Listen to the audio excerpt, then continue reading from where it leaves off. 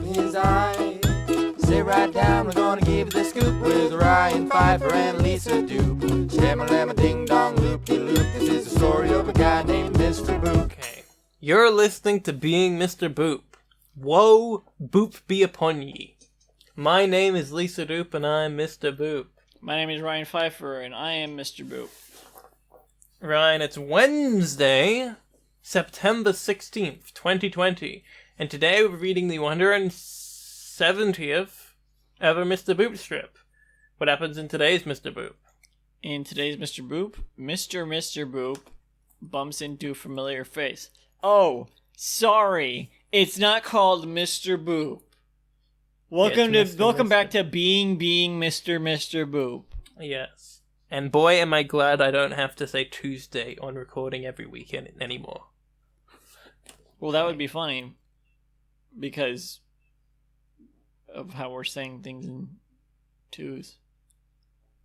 Lisa, what's the shadow synopsis?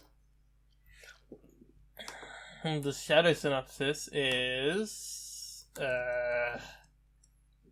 Come on. I'm a genius. I'm a master of mind and comics. The fuck does that mean? No, wait, sorry. I'm very sleepy. It says, I'm a genius. I'm a mastermind of comics. I still don't know. He's a mastermind of comics. I don't know why he says that. 4 panels of Mr. Boop. Panel 1. Yes. Alec, as he's pushing his cart, crashes into another cart head on, like literally head on. They're like completely parallel. This cart is empty. This is a person entering the store.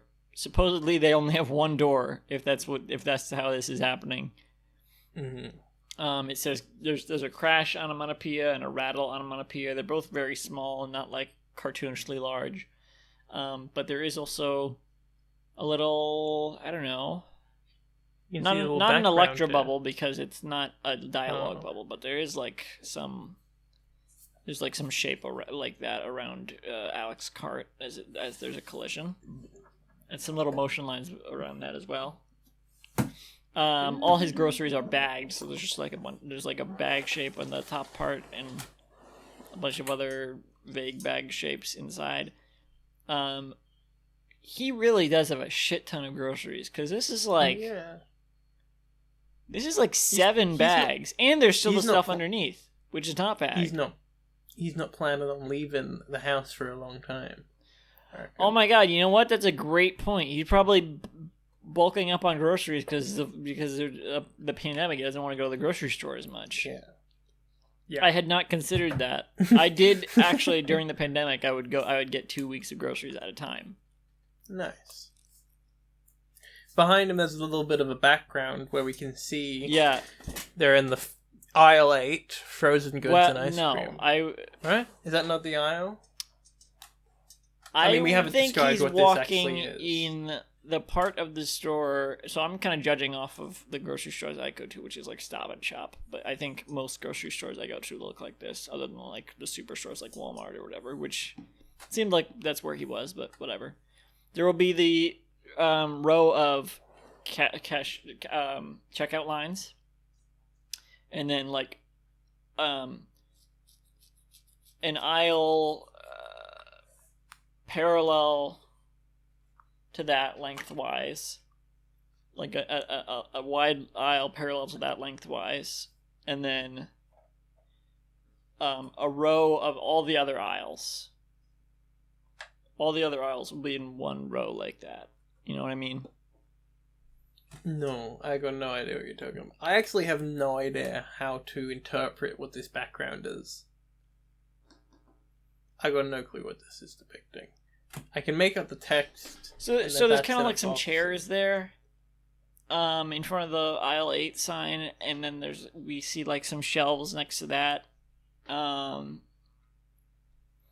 feel like what this is the little, not service desk, but the little like desk with the intercom and stuff where people might, if you ever see something in an aisle where it's not supposed to be and you want to bring it to someone, they'll leave it on that desk there. And sometimes in the grocery store I go to, it'll be like right in front of the aisles like that, in like, sort of like that wide part, separating the checkouts and the aisles. But and he's just gone past the cashier, so he's leaving. You know, we don't know that's so the cashier. No, I mean, but in the last strip. In the last strip, there is an employee behind him in a vest of some kind. All of this is like drawn in like thinner lines with less detail. Yes. So that the viewer and this is the only panel out of these 4 where any background is depicted whatsoever. Mm-hmm. And yeah, there's a sign that says 8 as in like aisle 8, and it says frozen goods ice cream, which means he's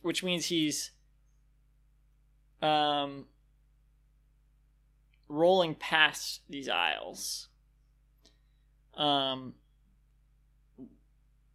which means he's going like down the length of the store, I guess. I don't know why he would be in this way. Maybe he's going out, he wants to go out the end store or something, I don't know.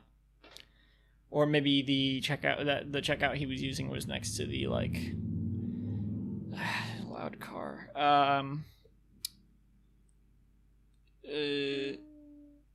entrance instead of the exit. I don't know. Usually there would be 2 doors, but whatever. But I can picture this somewhat. I guess, I don't know.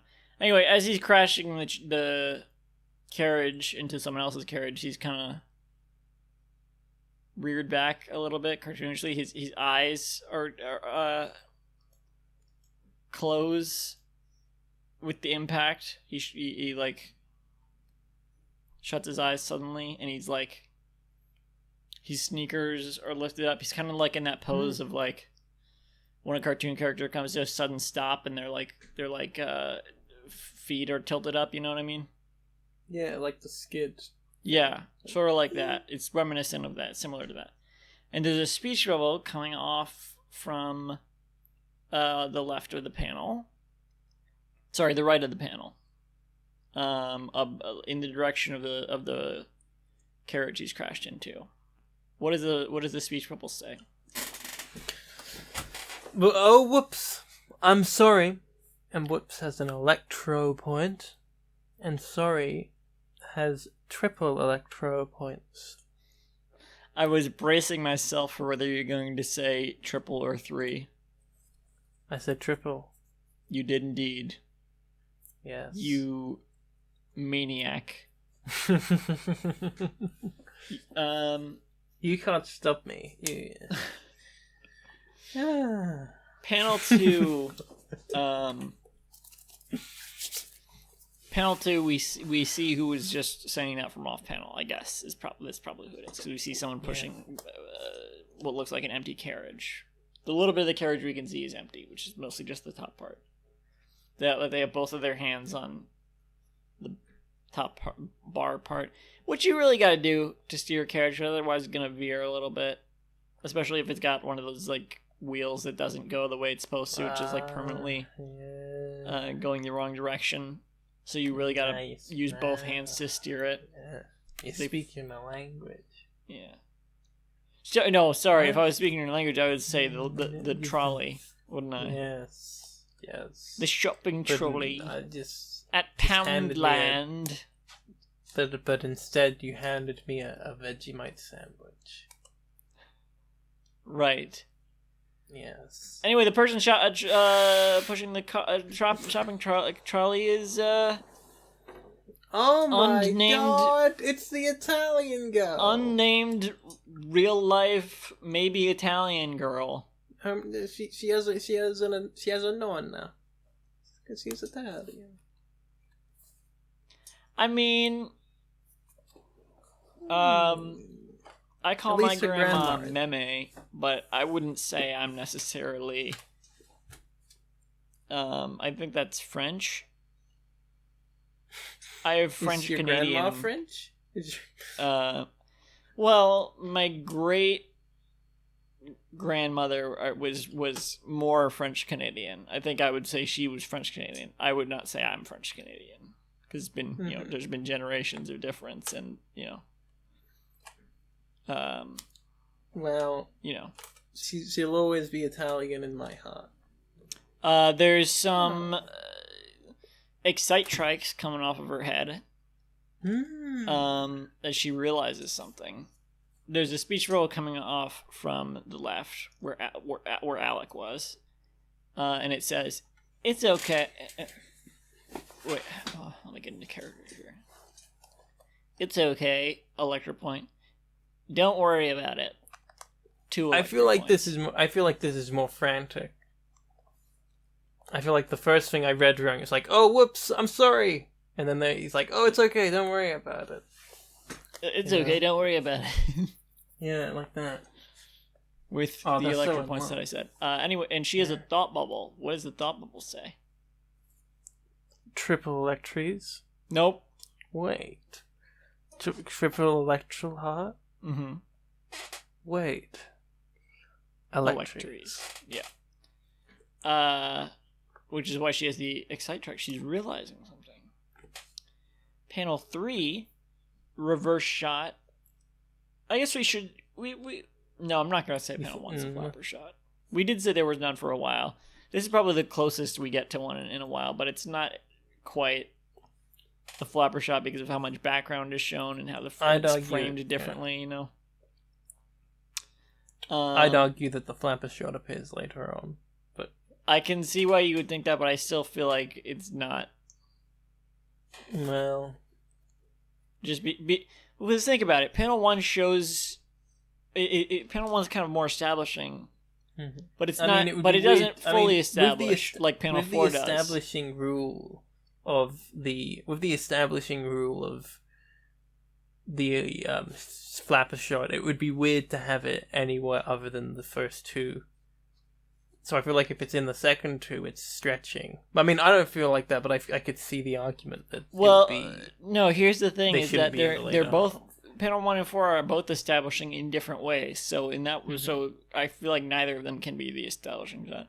Panel 1 establishes location. Panel 4 establishes like character setting and stuff.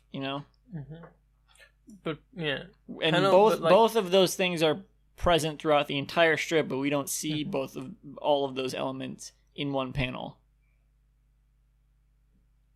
So I feel like neither are the flapper shot. But in panel 3, we see a close up of Alec with his mask and glasses and eyes and the glasses and everything, and the hair going in front of his glasses, but the glasses are still fully drawn even under the hair or in front of the hair or whatever. And I guess she's probably still staring at him as she has a thought bubble from off to the right where she is. What does the thought bubble say? He looks so familiar, even with the mask. Electries. There's no humming, it's just an electries. Lisa's substituting that for some humming. Don't you just love Halloween? What? She's very tired. The woman is still staring at Alec, I guess, as she's thinking this, not saying anything, which I guess is why Alec has like 3 electral hearts floating near his head. He's staring back as she stares at him.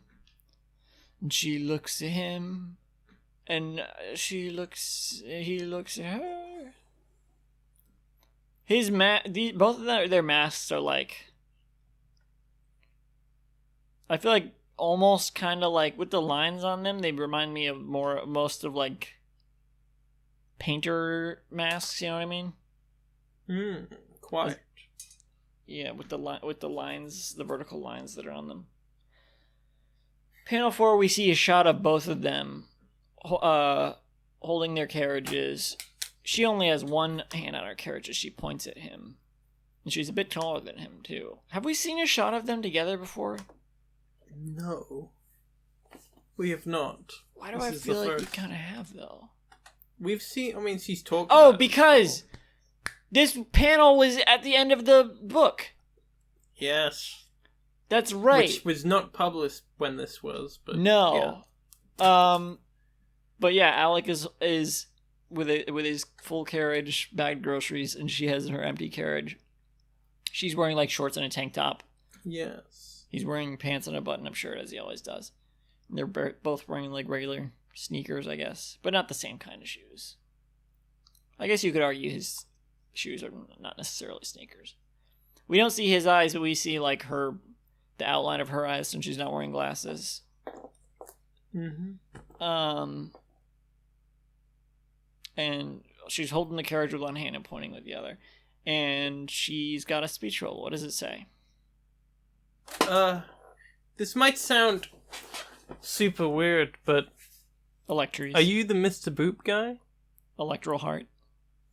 Mm. And he doesn't respond in this strip anyway. We don't know what he says yet. That's what I think about the free part structure thing here, because we're getting it's not like an ending, but it's an exciting thing, I guess. Like, oh, who's this new character we've been? Because the first one is like establishing, oh, this is his life now, and then the second one is continuing that, and then this is like here's a thing. I don't know. I'm looking ahead a little bit. I just don't really see it. I don't see it. I feel like any of you could make. I don't know. I feel like you have this idea in your head, and you can like fit. If it was off by like one strip, you could still kind of fit the narrative to it. You bet I could. Strip theory.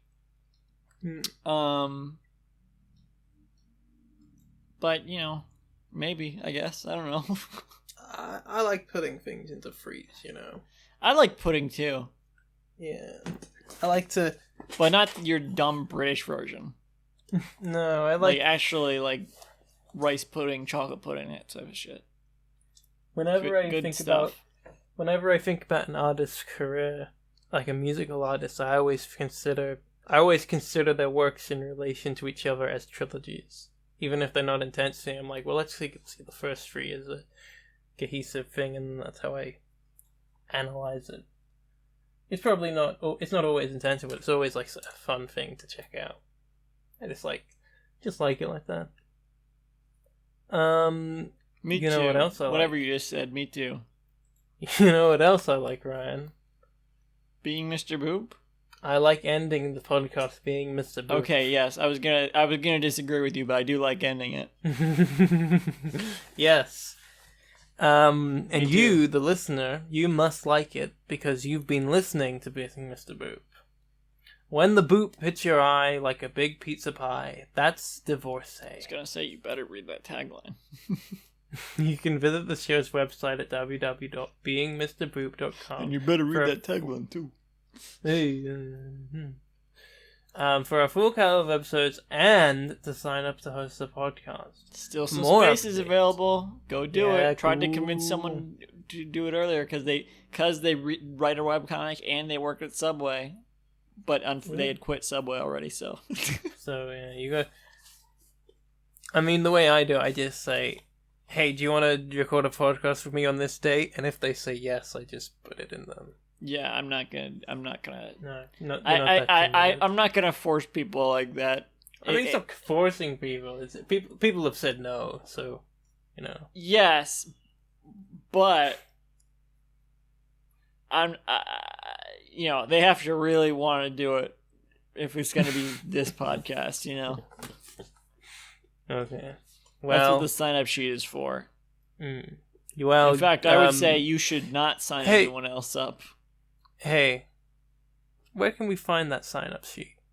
The answer to that is on the show's website, beingmrboop.com. Technically, it's on a Google Sheets document, but you can find the link to that on beingmrboop.com.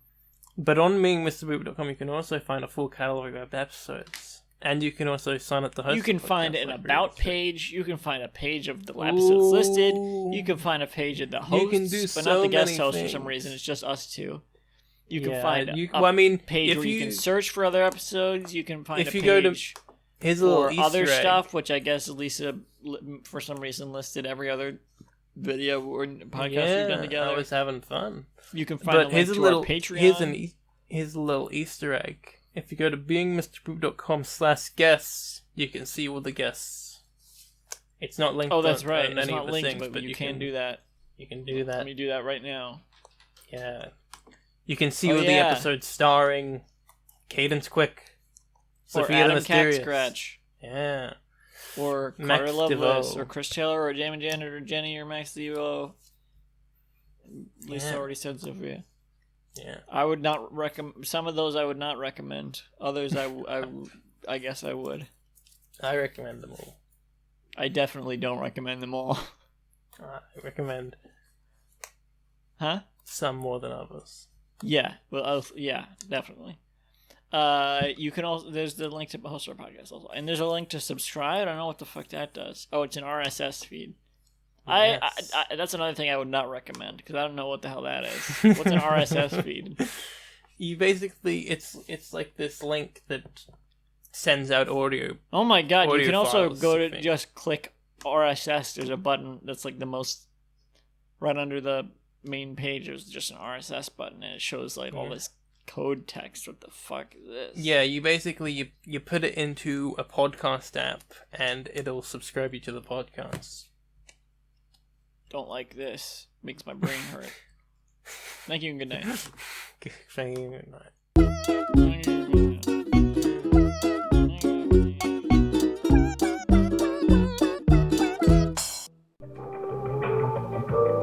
This podcast was brought to you by the Pitch Drop Podcast Network.